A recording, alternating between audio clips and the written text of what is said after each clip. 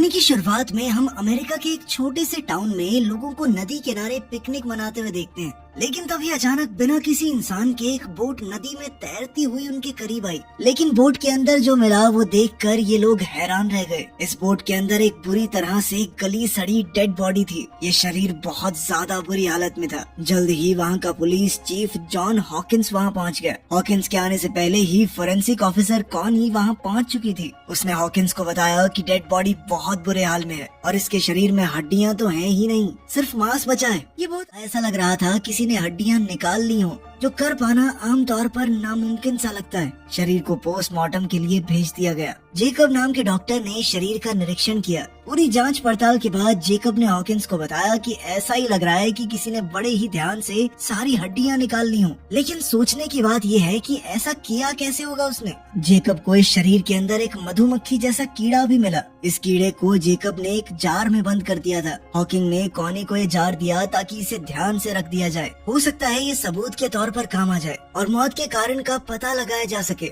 जल्द ही कॉनी को इस आदमी का नाम पता चला। इस आदमी का नाम था डॉक्टर कोल पार्सन्स। वो एक साइंटिस्ट है जो लगभग 1 साल पहले यहाँ रहने आया था। उन्हें इस आदमी का वॉलेट और कुछ सामान बोट पर ही मिला। वो पहले यूनिवर्सिटी में एक प्रोफेसर हुआ करता था, लेकिन फिर उसने सब कुछ छोड़ दिया और अकेले जाकर नदी के किनारे रहने लगा, जंगल के बीचों बीच। हॉकिंस को इस केस की अच्छे से जांच करने के लिए उस आदमी के घर जाना होगा। इसके बाद हम मैग नाम की एक लड़की को देखते हैं जो कि हॉकिंस की एक्स गर्लफ्रेंड है। मैग पुलिस के लिए जंगल की गाइड के तौर पर काम करती थी। हॉकिंस ने मैग से मिलकर इस केस के बारे में पूरी जानकारी दी। मैग उस साइंटिस्ट को जानती थी। लगभग 1 साल पहले मैग ने उस साइंटिस्ट की कुछ सामान लाने में मदद भी की थी। वो जानती थी कि ये साइंटिस्ट किसी एक्सपेरिमेंट पर काम कर रहा है, लेकिन इस एक्सपेरिमेंट के बारे में ज्यादा कुछ नहीं पता उसे। हॉकिंस ने मैग को अपने साथ चलने के लिए कहा ताकि इस केस की अच्छे से छानबीन हो सके और मैग इसके लिए तुरंत मान भी गई।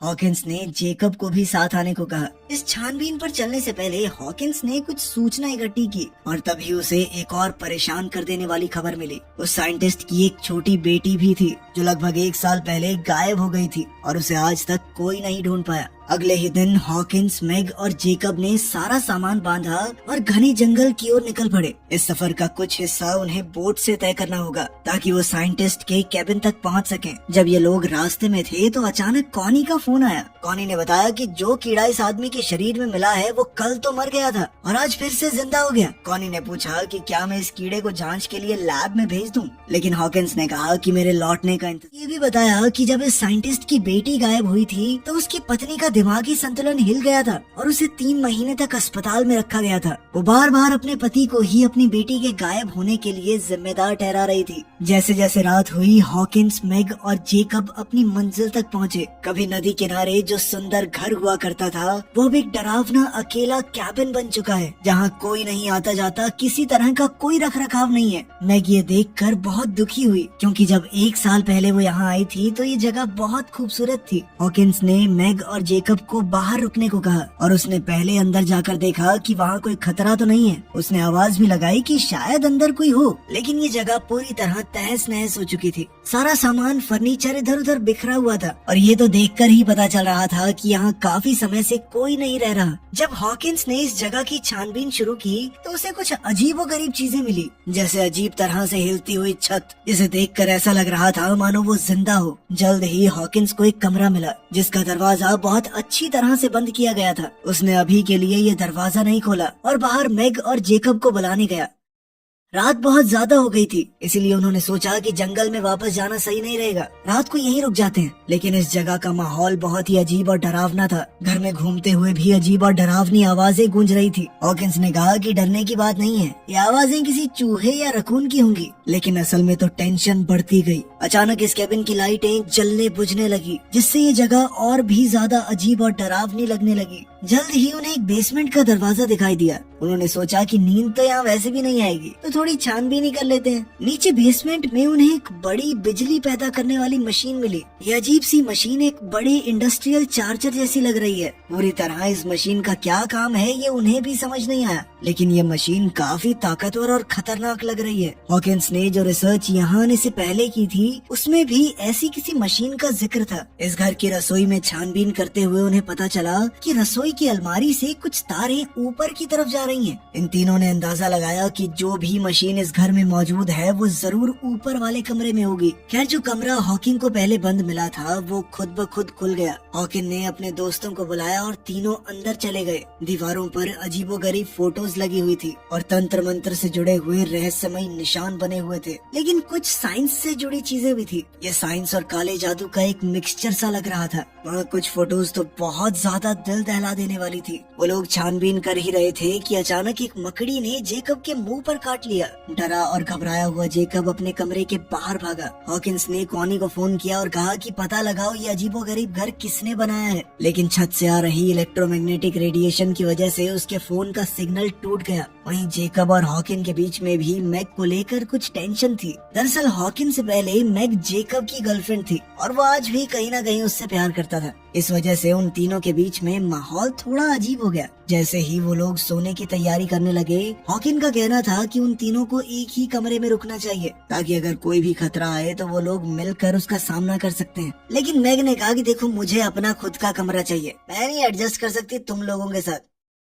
रात को जेकब बहुत बीमार हो गया, शायद उस मकड़ी के काटने की वजह से। कोई भी ठीक से नहीं सो पा रहा था। मैग हॉकिंस के कमरे में आ गई क्योंकि उसे लग रहा था कि इस जगह में कोई बहुत ही बुरी सी शक्ति है। हालांकि उसने आज तक जंगल में बहुत सी रातें अकेली बिताई हैं, लेकिन इस जगह का एहसास कुछ अलग सा है। कोई बहुत बुरी शैतानी शक्ति मौजूद है यहाँ पर। बातों बातों में ये दोनों के बीच में नजदीकियां बढ़ने लगी। तभी हम देखते हैं कि छत से खुद ब खुद एक सीढ़ी नीचे की तरफ आई। जेकब की हालत बद से बदतर होती जा रही थी। ऐसा लग रहा था मानो वो पूरी तरह से अपने वश में नहीं है। अचानक बाहर से कुछ आवाज आई। मैग और हॉकिंस ने जल्दी से कपड़े पहने। वो हथियार उठाकर बाहर निकले तो सामने एक औरत उनकी तरफ बंदूक ताने खड़ी थी। ये औरत कोई और नहीं बल्कि लिंडा है, डॉक्टर कोल पार्सन की बीवी, जो अपने गुमशुदा पति को ढूंढती हुई यहाँ आई थी। हॉकिंस ने उसे समझाया कि मैं पुलिस वाला हूँ और तुम्हारे पति की डेड बॉडी मिल चुकी है नदी के किनारे। लिंडा को समझ आ गया कि ये लोग उसे कोई नुकसान नहीं पहुँचाएंगे, तो उसने अपनी बंदूक नीचे कर ली। जब ये लोग बातचीत कर रहे थे तो मैग बेसमेंट में गई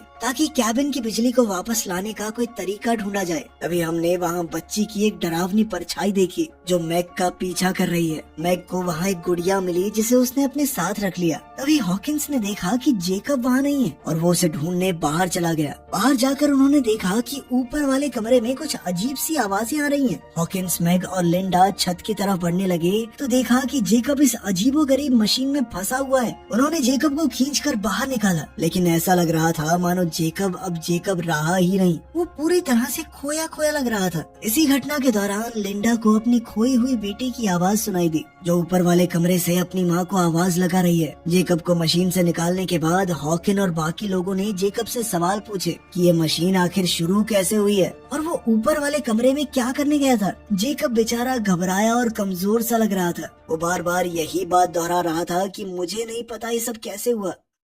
लिंडा उस मशीन के सामने खड़ी होकर थोड़ा घबराई हुई उसे देख रही थी। मैग वहाँ आई और लिंडा से पूछा कि तुम्हें कोई अंदाजा है। लिंडा ने बताया कि एक इलेक्ट्रोमैग्नेटिक मशीन है जो बहुत ताकतवर मैग्नेटिक फील्ड बनाने में इस्तेमाल की जाती है। उसने आगाह किया कि ये मशीन इंसानों के लिए बहुत ही ज्यादा खतरनाक और जानलेवा है। हॉकिंस लिंडा को उस कमरे में ले गया जहाँ वो अजीबोगरीब फोटोज दीवारों पर चिपकी हुई थी। लिंडा ये सब देखकर और ज्यादा घबरा गई। वो अपने पति के साथ 10 साल रही है और उसे अच्छी तरह से जानती है कि ये काम उसका बिल्कुल नहीं है। उसने पूरे कॉन्फिडेंस के साथ कहा कि ये काम मेरे पति का बिल्कुल नहीं है। अब उसे डर था कि शायद किसी बेहद डरावनी चीज ने मेरे पति को अपने वश में कर लिया है। तभी हॉकिंस को वहाँ एक लैपटॉप मिला जिस पर पासवर्ड लगा हुआ था, तो वो उसे खोल नहीं पाया। उसने लिंडा से इस पासवर्ड को खोलने में मदद मांगी। इससे पहले कि वो कुछ करते, उन्हें खिड़की से घर के बाहर कोल खड़ा हुआ मिला जो कि जिंदा और बिल्कुल ठीक था। वो घबरा कर बाहर की तरफ भागे और समझ गए कि ये कोई भ्रम नहीं है, कोल सच में जिंदा है। गुस्से में लिंडा ने कोल को एक जोरदार थप्पड़ दे मारा, लेकिन कोल ने कोई उल्टा जवाब नहीं दिया। उसने कहा कि तुम्हारा गुस्सा जायज है और मारो चाहे मुझे। अंदर चलकर सब लोग आराम से बैठ गए। हॉकिंस ने कोल से पूछा कि तुम इतने वक्त से कहाँ पर थे और यहाँ क्या हुआ, ये घर ऐसी हालत में क्यों है। उसने नदी के पास बोट में मिली डेड बॉडी के बारे में भी कोल को बताया। कोल इन सब बातों को हंसकर टाल रहा था। उसने मशीन के बारे में किसी भी सवाल का सीधा जवाब नहीं दिया। पुलिस स्टेशन में कॉनी लगातार हॉकिंस से संपर्क करने की कोशिश कर रही थी। जो मक्खी उस लाश के शरीर में मिली थी वो जिंदा तो हो ही गई थी, लेकिन अब वो 2 मक्खियों में बदल चुकी है। इसकी वजह कोल की वो मशीन हो सकती है। वहीं हम देखते हैं कि जेकब की हालत अब बद से बदतर होती जा रही थी। उसके शरीर में डरावने बदलाव शुरू हो गए थे। नाखूनों के ऊपर नए नाखून उगने लगे, जल्द ही नए दांत भी, और हड्डियों के ऊपर हड्डियां उगने लगी। वो बहुत तेजी से बदल रहा था। ये सब कुछ शायद उस मशीन की रेडिएशन की वजह से हुआ है। हॉकिन ने कोल से काफी सवाल जवाब किए, लेकिन कोल ने कोई भी सही जवाब नहीं दिया। यहाँ तक कि जब लिंडा ने उससे पूछा कि तुम कहाँ गए थे, तब भी उसने कोई खास ढंग का जवाब नहीं दिया। और उधर जेकब कोल की बातें इस तरह मान रहा था मानो वो उसका कोई नौकर हो। जब लिंडा जेकब की हालत देखने गई तो उसका शरीर इस तरह से बदला हुआ देखकर वो बहुत ज्यादा डर गई।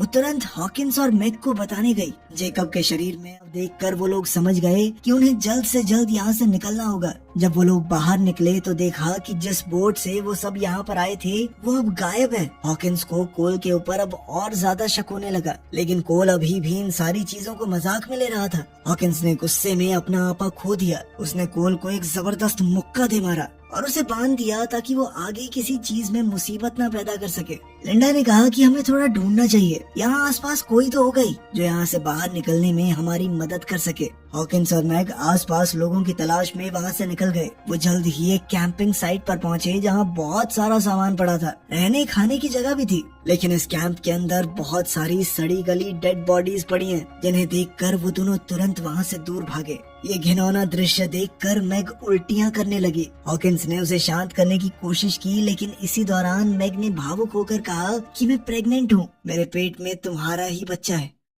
इस वक्त कैबिन में लिंडा कोल के साथ अकेली थी। लिंडा ने जब सच की कड़ियों को जोड़ना शुरू किया तब उसे समझ आया कि कोल ने बहुत सी सच्चाई सबसे छुपा कर रखी है। उसने कोल के लैपटॉप के पासवर्ड में टिंकर बेल डाल दिया, जिससे लैपटॉप तुरंत खुल गया। दरअसल कोल उसे पहले ही इसी नाम से पुकारा करता था। थोड़ी छानबीन के बाद उसे लैपटॉप में कुछ डरावनी वीडियोस मिली, जिसमें कोल ने कई लोगों पर एक्सपेरिमेंट किया। हर आदमी जो उस मशीन से गुजरा वो अपने अंदर एक बुरी शक्ति के साथ बाहर आया, जैसे कि कोई बुरी ताकत उनके ऊपर कब्जा कर लेती हो। लिंडा को ये भी पता चला कि कोल खुद भी इस मशीन से गुजर चुका है और नदी के किनारे जो लाश मिली थी वो सच में कोल की ही है। और अब जो कोल उनके सामने है वो उसका पति नहीं, एक वैश्य दरिंदा है जिसे इस मशीन ने बनाया है। इन वीडियोस में उसने ये भी देखा कि कोल ने अपनी खुद की बेटी को भी इस भद्दे एक्सपेरिमेंट में बलि चढ़ा दिया। इसी बीच कोल ने लिंडा को उस कमरे में बंद कर दिया ताकि वो उसके काम में अड़चन न डाल पाए। जब हॉकिंस और मैग वापस लौटे उन्होंने देखा कि कोल वहाँ से गायब है। हॉकिंस ने मैग को बाहर ही इंतजार करने को कहा ताकि वो अंदर जाकर देखे कि कोई खतरा तो नहीं है। उसने अपनी बंदूक उठाई और अंदर गया। जेकब का शरीर अचानक अंदर से खुलने लगा और एक खतरनाक जीव उसके बचे हुए शरीर से बाहर निकल आया, जिसने तुरंत हॉकिंस पर हमला कर दिया। हॉकिंस से इस दानव का सामना किया। ठीक तभी मैग अंदर आ गई और इस दानव पर गोली चला के उसे मार गिराया। इस भयानक दृश्य को देखकर हॉकिंस ने फैसला किया कि उन्हें इस मशीन को खत्म करना होगा ताकि ये पागलपन खत्म किया जा सके। उसने मैग की सुरक्षा के लिए उसे बाहर भेजा और मशीन को जलाने की तैयारी करने लगा। इसके लिए उसने पेट्रोल और देसी बमों का इस्तेमाल किया। जल्द ही लिंडा उस कमरे से बाहर निकल आई, हाथ में कुल्हाड़ी लिए। वो कोल को किसी भी हालत में खत्म कर देना चाहती थी। जब वो बेसमेंट में पहुंची तो उसने देखा कि उसकी बेटी मशीन के अंदर जा रही है। भावुक होकर लिंडा भी मशीन के अंदर चली गई और इस खतरनाक ताकत का शिकार बन गई। बाहर इसी महीने शिकार हुए लोग जंगल में कहीं कहीं से कैबिन की तरफ बढ़ने लगे। मैग जितने लोगों को मार सकती थी उन्हें मारती रही, लेकिन कोई फायदा नहीं था क्योंकि जंगल से ये अजीबोगरीब इंसान बहुत ज्यादा तेजी से बाहर आने लगे। उधर बेसमेंट में हॉकिंस को पेट्रोल मिला और वो उसे उठाकर ऊपर वाले कमरे में जाने लगा। अब लिंडा का शरीर भी काफी हद तक बदल चुका था, जिस वजह से मैग को मजबूरी में उसे भी गोली चलाकर खत्म करना पड़ा। ऊपर वाले कमरे में हॉकिंस और कोल के बीच हाथापाई शुरू हो गई। कोल ने हॉकिंस की 2 उंगलियां मुंह से काटकर अलग कर दी। हॉकिंस ने एक लोहे की रॉड से कोल का सर कुचल दिया। मौका मिलते ही हॉकिंस ने मशीन को आग लगा दी। आग बहुत जल्दी फैलने लगी थी, इसलिए हॉकिंस ने चिल्लाकर मैग को बाहर जाने के लिए कहा। मैग तो बाहर चली गई, लेकिन कोल दोबारा उठ गया और उसने हॉकिंस को पकड़ लिया ताकि वो बच कर न जा पाए। एक बड़े धमाके से पूरा घर उड़ गया और सब कुछ तबाह हो गया, लेकिन हॉकिंस ने उसे रोकने के चक्कर में अपनी जान कुर्बान कर दी। अब मैग अकेली रह गई थी और हर तरफ से अपने ऊपर हमला होता देखकर वो सुन्न पड़ गई। 8 महीने बाद हम देखते हैं कि मैग अपने घर पर एकदम सही सलामत है। कॉनी उसके पास आई ताकि हॉकिंस का कुछ सामान उसे दे सके। जैसे ही कॉनी सामान देकर गई, उसने ये सारा सामान जला दिया। इसके बाद हमने देखा कि मैग का सड़ा गला शरीर पेड़ के नीचे पड़ा था, जिससे पता चलता है कि असली मैग तो मर चुकी है। ये मशीन का बनाया हुआ एक बहरूप की बात है कि उसके पेट में जो बच्चा है वो भी आम तो नहीं होगा। वीडियो पसंद आई तो लाइक कर देना, चैनल को सब्सक्राइब कर लेना। मिलते हैं अगली वीडियो में।